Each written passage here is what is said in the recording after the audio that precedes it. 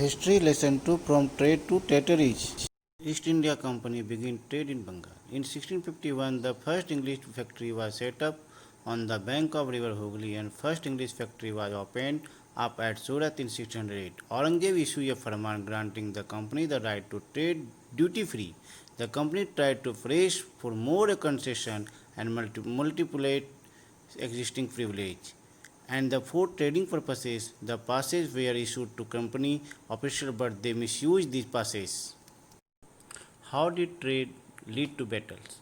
After the death of Aurangzeb, the Bengal Nawab asserted their power and autonomy.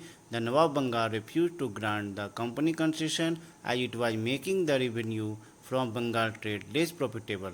The British wanted the duty to be abolished, but Bengal Nawab refused.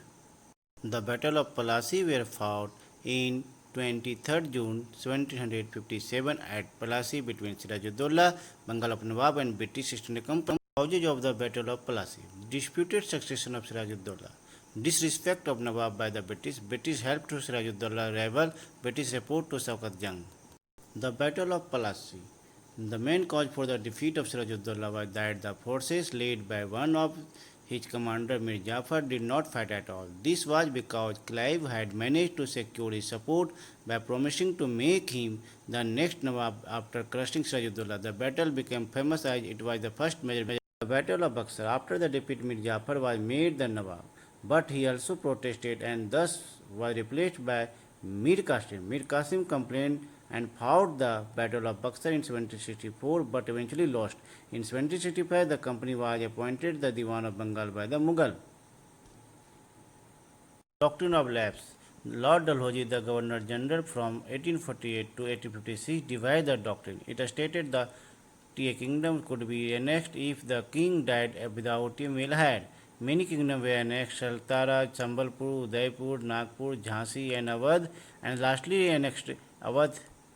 Subsidiary alliance system. According to the term of this alliance, Indian rulers were not allowed to have their independent forces. They were to be protected by the company and had to pay for the subsidiary forces.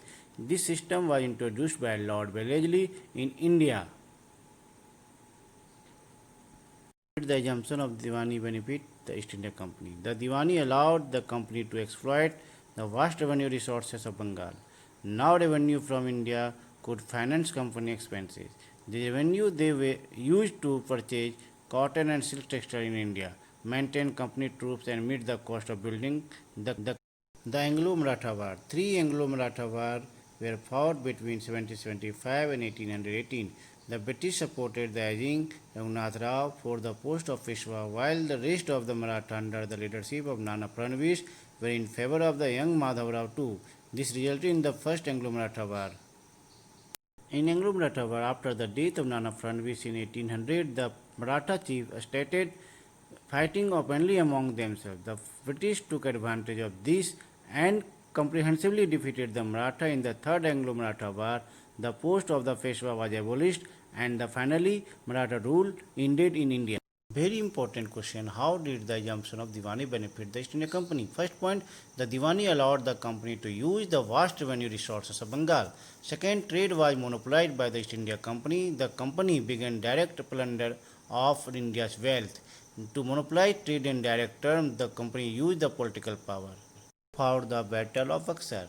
In October 1764, the British East India Company versus combined army of Mir Qasim, Sirajuddaulah and Shah Alam II Mughal Emperor. Thank you, students.